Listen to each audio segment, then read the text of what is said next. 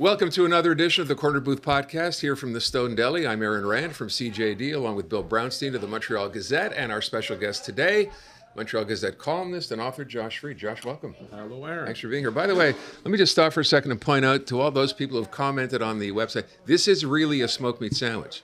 This is not set decoration. It's real. Josh, can you vouch for that? It is. But And is Josh- it the same one every week? No, it's a different one every week. Every 2 weeks. And you get to take it home. And you get to Just wanna mention devour that. it. Wow. It's calling There you out to go. you right Let's now. get this interview over with. So let's talk about this week's story municipally. We have an administration. This is part of the promise that Soraya Martinez-Ferretta had made into the campaign. Cleanliness, making that a priority for this administration. We had an announcement this week. Claude Pinard, head of the executive committee, coming out and saying not only will the city focus on this, they're starting their campaign 2 weeks early, ending it 2 weeks later than usual, but asking Montrealers to get involved. Like there's a responsibility for us as citizens to do our part. And then, I guess a day later, Richard Martineau in the Journal de Montréal basically saying that's not going to happen because for all intents and purposes, we're all pigs, right? And Montreal, everybody here just treats the city like a garbage can. You had a chance to travel around the world over your career. Was that a fair shot? Everything's a fair shot in Montreal. The garbage, the transport, the snow clearing, except if you compare it with other cities, I've been to, all over the world, certainly all of it, well, everywhere really I can think of. We're no worse than most places. We're better, in fact, than most places, and we know secretly we're better, Aaron. Because if you look at that poll that came out 2 days ago Right. on happiness in the world, Yeah. We Canada- slipped. Yeah, Canada fell 23rd in the world, okay? We were 18th. That's right. So now we're 23rd. That's not a good number, okay? But Quebec, if you separate Quebec out, Uh-oh. Quebec is the 5th happiest place in the world, up there with the ever-smiling Finns and the Norwegians who are skiing all the time. We think of ourselves as very happy. And if you think you're happy, I guess you're happy, okay? And I would say, that's because Quebecers know, despite all our complaining, that we have a lot to be happy about. And, I can give you examples if you want. I don't understand. These people in Quebec who say that they're happy, they don't call my show. The people who call my show are not happy about one thing or another on a pretty regular basis in this city. Of course, happy people don't call. Oh, there you go. Okay, and that's the way it works. Happy Yeah. people like to say Yeah. it. We're just happy, And if you got a complaint, you do. But we are in Montreal, I would say, Aaron, we're like professional whiners. We whine all the time, but we don't have that much to. We have little things. We have first world problems to whine about. Yeah. Really first world problems. I mean, give an example. I mean, safety. Montrealers take safety for granted, okay? We all walk the streets. My female friends in their 60s and 70s walk the streets at night. They don't think about it. Go anywhere in the world. Rio, Mexico, third world city New like York. Chicago, New York, exactly. You can't walk at night without thinking about it all the time. We just take stuff like that for granted. We take it for granted that it's safe. But we're actually, in fact, Toronto and Montreal have the lowest homicide rate of any big city in North America. About a quarter that of the western states, maybe a tenth of most American cities. We're like the safest city in North America. We just take it for granted. We take a lot of stuff for granted. That's what I would say. And so, Fair enough. You want to complain, it could be safer. It can always be safer. But, there's a balance between complaining about little things and recognizing what you have. But, This all comes on the heels. It's very interesting. Oscar night, the Girl Who Cried Pearls wins for Best Documentary. Two Montreal that's right. animators get the award. And they do a shout out to Montreal, the best, coolest city around, the only place you can do stuff. And on the other end, we're getting people dumping on how dirty and disgusting it is. Next day, New York Times come out with Montreal rotisserie heaven, talking about all the great chicken places from La Lune to Chalet Barbecue to all the Portuguese spots, and so you're getting love like on one end, like from the world, and then inside we get people just like griping. What's the reality? The reality is, I think, again, you judge by what you have, and we want it better. We have restaurants are closing, but we have so many restaurants that are such good restaurants. Another example is Montrealers are really complaining about snow clearing this year. It's not as perfect as it used to be. It's worse. It is. I think it's not as good as last year, but you want to compare it with other cities? I've been all over Scandinavia. Their snow removal equipment is 10 years behind ours. What? Really? 10 years behind, and they have a quarter what we have of machines. And their snowbanks, like the downtown Oslo, for instance, has some heated sidewalks I'd love to have. But if you step outside downtown, the snow is much worse than Montreal. They don't clear it as well. Moscow, I'll tell you a funny story in Moscow. less than 10 There are years funny old. stories out of I'm in- Moscow? Only When it one. comes to snow, Only yeah. one. Under 10 years ago, I'm in Moscow, and I'm in Red Square, and there's a blizzard. And so they send out their elite snow fighting squad in Moscow to clean the area around the Kremlin. It's about 75 babushka women in kerchiefs, wielding wooden snow shovels. I kid you not, I couldn't believe my eyes. They work for hours, they work hard, and eventually they clean it. But I'm thinking, this is like the 1930s in Montreal. Even then, we didn't have women cleaning up with wooden shovels, So our snow clearing is not perfect, but I would say we're the best snow cleaning army in the world, and we take it for granted. There's a lot of little things like that in Montreal you complain about because you're here, but if you step outside Montreal, nobody is better. In fact, I think our snow fighting troops are the last defense if Trump invades Quebec. Okay, good to know. Keep that in mind. By the way, even today, we're doing this on a Friday morning. The city today called a press conference to announce an additional, I think it was $6 million Right. set aside for 2 more pothole filling machines, because that's, of course, the big complaint for Montrealers here, and an elite squad or 2 of them to deal with this kind of stuff. So it's not as if nothing's being done, I guess, number one. But I'm surprised to hear that as much as people complain here, it is no better anywhere else. I would say when it comes to potholes, we are competitive with any place in the world I've been, including Really? Mongolia.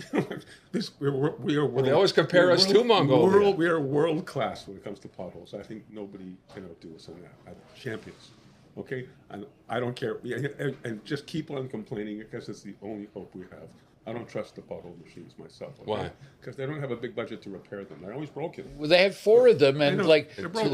they're broken, Yeah. and then they say if it's over, if it's minus 10 or less, they can't work, and if it's snowing, they can't work. Well, welcome to winter in Montreal, where it's always those things. I will point out that to go back to where we started, Richard Martineau's column, and I think for people who lived here, who've been here for a greater part of their lives, he mentions at the end of winter, when the snow starts to melt, you see all the crap that's on streets that's been left. That's garbage, and that's people simply deciding, you know what, I can't be bothered. I'm going to throw them. That's true. That is true. I think, and that's partly because Montrealers are exhausted by the end of winter. We're just too tired to lift the garbage and put it in the garbage can, so we throw it.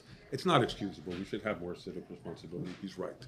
But that's, again, small problem, and I would say public education campaign might help. Yeah. Or a fine. Which is interesting because I asked about a public, that would have seemed a normal way to go, a public awareness campaign. I said, are you going to do this in media? And the answer was not right now. Instead, they're going to rely on social media, which I think that's fine. That's a good place to start. And I thought there are some jurisdictions, you've been around the rest of the world, where if you get caught littering, you get ticketed. Singapore. Maybe Being it's time to do that executed, here. chewing gum or littering. Billy's got it. That's it. Singapore. You'll be dead. What's that piece of paper? Bring out the axe. Yeah. No, there are tough countries on this. Oh yeah. Wouldn't it make sense to maybe consider ticketing someone here? Once you get, it's like parking. Right. Once you get a no parking ticket, you're less likely to do that again because they're expensive. No littering 7 to 9 Monday, Wednesday, Tuesday. Right. That's a nice place to start. Yeah.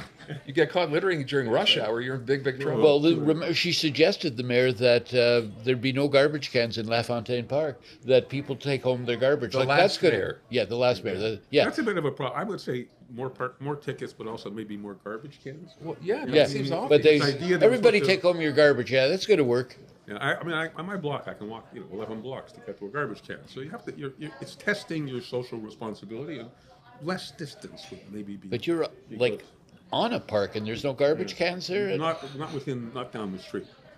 I can find them. There's But a in garbage. Fletcher's There's a Field. garbage dump not too far away, but there's no garbage can to be seen almost anywhere. I got you. Yeah. So to your point about having traveled many places around the world, where's the model for cleanliness?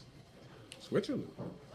We're gonna, go to Switzerland. There's Will they nothing on the ground. execute you too? Germany is the same. Even Berlin, which is a wild city, the streets are really clean. I mean, the Germans are very, Yeah. they're extremely self-conscious. I would say the most clean place I've ever been would be Japan, where you put like a toothpick on the table. Touching the table, you're like viewed as a barbarian, never to be invited back again. Let alone a toothpick on the ground outside. I mean, I think you'd get mugged for that. A crowd would turn on you and seize you and bring you to the police. And so, we're pretty, we're New York style slovenly here, for the better, for the worse. See that ever changing? I think it's in our character. I'll be honest. One of the things I like about Montreal is it's a really chaotic city. The traffic is chaotic. pedestrians. Wait, that's makes something it to chaotic. like? I like that. I like the unexpected chaos. So I think one of the prices you pay is chaotic garbage.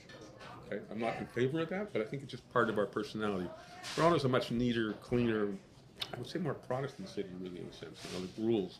Montreal's never been good at rules. You know, you can turn left. You know, you can't turn left on a right. So we turn left on left. We turn left on left. We go through lights all the time. We do whatever we want to do in the city, right? It's both charming and crazy, but I think it gives the city some of the personality I like. Can't say everybody likes it, but I like it. I like the mess of Montreal. The mess of Montreal. Let's not even talk about jaywalking.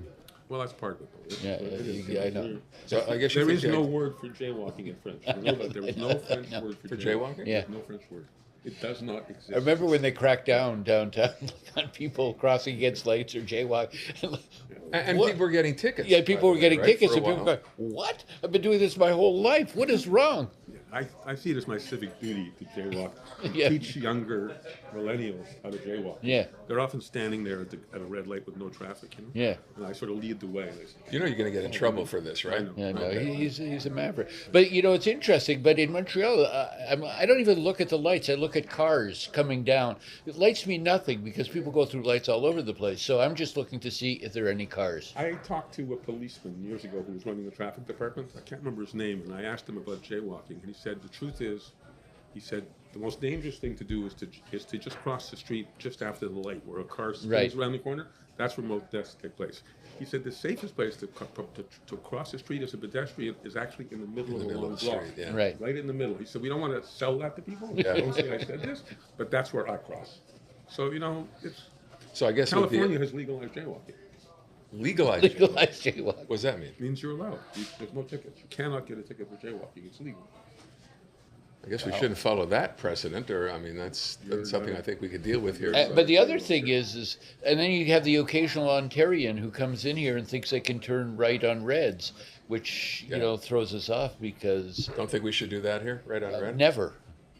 I think we would lose our distinctiveness. Yeah. I mean, you have to have some wacky things you do that just make you special. New York is the same as us. You know, no right turns on reds. It's a little bit of chaos within our crazy rule system. You know, we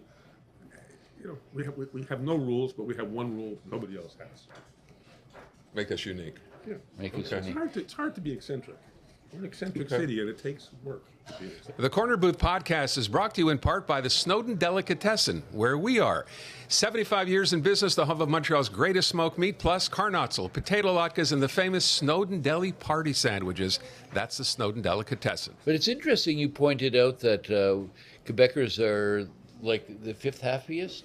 And are you going to send that to PSPP before the ref?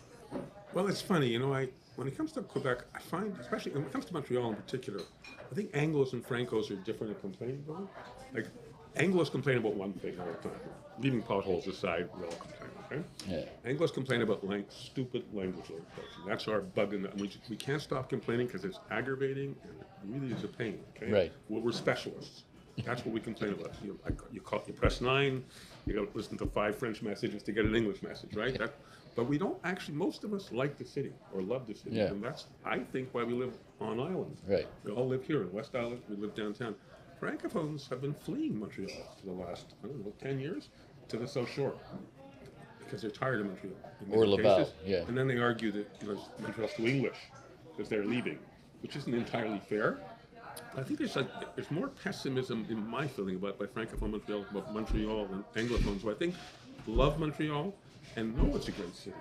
And I think and many of us have chosen to stay here for that reason. So we know it has problems. We know it's a pain in the neck in a lot of ways. We don't like the bureaucracy. We hate the language laws. But as cities go, I think it'd be hard pressed to find a more livable city in North America. So you brought up Toronto before, and that's always, we always looked at Toronto, the comparison is there. Would you want to live in Toronto? You've been there often enough. I worked there a couple of years. I chose to come back. I was working for Yeah. CBC in Toronto. I chose to come back. I lived in Los Angeles for a year. I chose to come back. I chose to come back because I think Toronto's a very efficient business city, and it's actually, if you're really, really ambitious as an English person, you probably belong in Yeah. Toronto. If you're reasonably ambitious, you just want to have a good life. I mean, this is, we kid about joie de vivre, but it's one of the reasons we're fifth happiest is this crazy thing in this joie or joy of living, I call it in English. We have a certain joy of living. Never heard that expression It's the before city- here. No, Joy of never. I invented it. We have something. There's kind of a zing to the city that Toronto, I don't think it has it. It has great neighborhoods, Toronto, but as a central city, Montreal's downtown is really an interesting place to be. Yeah. Depends what kind of person you are. I think if we're all here, so I'm guessing we're that kind of person. Yeah. I wonder too, you talk about downtown. I was downtown, on St. Catherine Street a couple of weeks ago. And I'm looking around and going, boy, there's a lot of empty stores, storefronts still boarded up. Right. I know that happened during COVID. I understand that. It's not COVID anymore. And that still seems to be an issue. And I wonder, is the face of downtown in the city Yeah. going to change? I think it's changing for the moment, and I think it's a problem all over North America. I think COVID really, one, it encouraged a lot of people to stay in. Two, it really hurt people financially. Yeah. And a lot of people just have learned to cocoon, and right across North America. Restaurants are closing. All kinds of stuff is closing. It's tough out there, and that's because we're not going back. Actually, I am. But some people aren't, okay?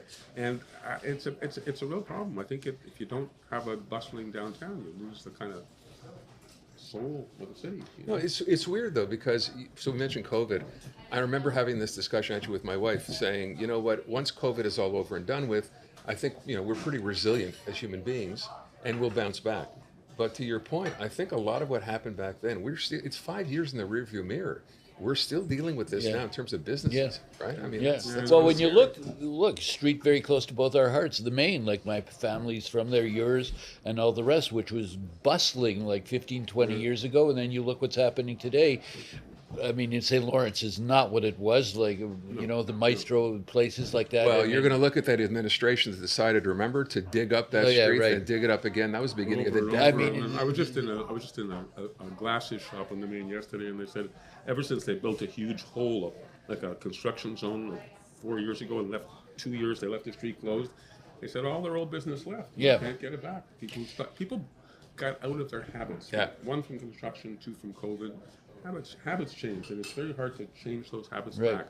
Maybe we have to have a kind of mandatory law. You must go out to some restaurant You once must. a week, and we'll subsidize your meal. Well, That like would be actually, unique. in France, like they give like to retired people like these booklets to go to restaurants and they do just that. But the interesting, the popular areas have switched. Whereas the Maine was the place for Well, 80s, 90s, and but now like go down to Notre Dame, like in Southwest Borough with Saint-Zotique, Little Italy, and all the rest. It's all happening up there. I mean, things are happening. It's just moved. But the fact of the matter is, yeah, I mean, money is not what it was. Yeah. No, the streets that are booming now, Saint-Zotique, Wellington, Notre Dame, they were young people go. Right. That's the under 35 crowd, and they're still going out. 'Cause, even if they're going to bars to drink, they're going out. It's the older population that kind of got burned in COVID, and a lot of my friends got lazy. They're very honest about it. They got lazy. They got used to being in the house, and they say, like, going to a movie. Gee, I gotta Yeah. put my Yeah. boots on. Good point. My coat. I got. Sure, that's not an age-related issue. It's or- also age. Yeah. I'm saying older people. I think over 50. Yeah. That whole demographic got lazier during COVID. The young troops are coming up Yeah. to replace them, but I think it had a real, it was like a real hammer on. Maybe the Peel Pub brings some people back. Well, yeah, It's well, gonna that's reopen, yeah. so- You never know. I mean, dime. They used to have 10-cent chicken wings and like 20-cent drafts. It's going to cost a lot more. But yeah, I mean, the only thing that unifies the city, strangely, is the Canadians. The hockey. I mean, that comes out. The city goes like crazy. Like goes to bars and shit. As long as they're winning, As we're long doing as well. we're Yeah. as soon as That's the best thing you could have for bar life and restaurant life. in Yeah. Montreal, is actually Yeah. the Canadians Exactly. to win. I mean, how much of a subsidy is that worth to the Canadians? The one other thing that strikes me is we've had the mayor on the podcast before as well, and she seems to have a very different vision. I think in the best possible way for kind of putting Montreal back, if you will, on the map, right, globally. She's upset we didn't do anything with the Right. World Cup of Soccer. That would have been a great chance to bring people here. There's a discussion now about potentially Montreal hosting the 2038 Winter Olympics, or at least getting involved in the bidding process. And she has an idea, which I think she actually brought up here, on a gondola for the city, which they have in Paris and Mexico City, that kind of makes them international cities, which we've talked about, which I think would be a great idea for the city. This idea, though, of someone with a vision for bringing Montreal back. You were around in '76, of course. We were all here for the Summer Olympics. and how the town was basically a buzz. The vibe was so different back then, and that we need something else like that to sort of bring Montreal, the pride in the city back, as opposed to Denis Coderre's big tall wooden statues for the 375th whatever. Yeah. What do you think? I mean, I think that's a great idea to at least be thinking of that. Yeah, I think thinking big and international is something Montreal needs to have again. And we went through a pretty long period where mayors thought small, Like, we're not going to be international. We were burned by the Olympics. We're all going to be work on the local stuff. I think it's time to get over I guess you would call the Olympic complex, and maybe think big again. I mean, this is an exciting city. It's a city tourists love, and I think the more you can spread the Montreal brand, like those guys at the Academy Awards building, right? Gave a great shout out to Montreal. I think it's a great city, and when it's time to sell it to the world again. You think without forgetting local priorities. I was going to say, do you think you can sell it to citizens? Because whenever I bring it up, the reaction I get is, I pay enough taxes. I don't want to. We never got over the '76 Summer Games, Absolutely. right? Absolutely. I think I worry about the Olympics because the Olympics tends to become out of control. Bloated. Almost anywhere they put it, it's out of control. So I like the idea, but money-wise, I don't think you want to burn Montrealers for a big bill again. I think that's true. But I think there's a lot of stuff you can do to create buzz around the F1, around bicycle racing, festivals, all the festivals, the great festivals. I think selling us to the world will be better than. And now with the shout-outs, you can say, "Come for the cartoons, come for the chicken." Well, the Crazy Mural Festival on Salem, that's a big international. That's terrific. Yeah, I agree. A big international hip hop mural festival. I walked the Main, and there's all these people from the States who come to see these kind of murals of rats on the wall, but they're younger. It's a younger crowd. So I think more of that would be great, and I think the new mayor is pretty. It's also a very civil population overall. I mean, compared to other destinations to the south, and Come back. We're safe. We're polite. We're self-effacing. It's nice. And I think for all the language complaining you want, I don't know anybody who's on a day-to-day level has any problem being heard in English except calling the government. So tourists come. Quebecers. If you're an American, you start speaking English. Even now, Quebecers are quick to switch. We may not like the American government, but we're pretty good about American tourists. It's a very hospitable place. It is, as long as we get rid of cones and make driving a little bit more, manageable, perhaps at least in the downtown core. That would be nice. I would say that would be number one. That would be number one. I guess my question, just as we get set to wrap up, is do you see any hope or optimism in this new administration, or am I seeing too much of it? I know it's only been about 6 months, not even. But were you seeing something here that makes you think, what, I like where this is going? I'm seeing a lack of ideology. I like that. I see a lack of ideology. They don't have a plan to save the world and save the planet as a city, which, it's nice to contribute to that, but that can't be the city's vision. They have a vision for Montreal, and they're starting to think a little wider and bigger, and I think that's a good start. I think save the world, but I mean, I'm a biker. I like the bike, but the roads can't be only for bikes. You can't tick off all the car drivers, or you end up in wars. So you gotta balance a lot of forces in Montreal, and it shouldn't be done on what's correct or not correct. It should be done on what makes Montrealers happy. Make the city a happy place to live. But we are happy, you're saying. And we are happy. Despite our governments, bizarrely enough, despite our governments, we seem to be a very happy place. But, your figure is for Quebec. It's not for Montreal. It's Quebecers in general, right? Yeah. There's a lot of Quebec outside of Montreal. I wonder if it's that much different here. I don't think so. I think most Montrealers actually, at the bottom of their hearts, like Montreal. Certainly Anglo-Montrealers. I think you could be in Toronto. You could be in Ottawa. It's not far away. You choose to be here. We have choices, right? It's true. We choose to be here. I think we choose to be here because ultimately we like it here. Even if look, we've all had the opportunity to go to Toronto, work in Toronto, and have all born, bred, living here, happy. Yeah, these are decisions a lot of us and a lot of my friends have made. A lot of my very successful people have stayed in Montreal because they don't want to be in Toronto or in most cities in the States or in the States at all at this moment. So it's easy to choose Montreal if you like life. It's a fun place to be. I was going to say you want to leave Montrealers with a parting thought, but maybe that's the parting thought. Yeah. If you love Montreal or if you want to be happy. Yeah, I think, if you want to be amongst the 5th happiest people in the world, stay here. Here's the place, even if you don't know it. Josh, thank you so much for coming on. We appreciate it. That's going to wrap up another edition of the Corner Booth Podcast. By the way, you do get to, I really meant that when I said it, you do get to take that home. It's calling out your name. You hear it? Josh. There you go. We'll see you again soon on another edition of the Corner Booth Podcast.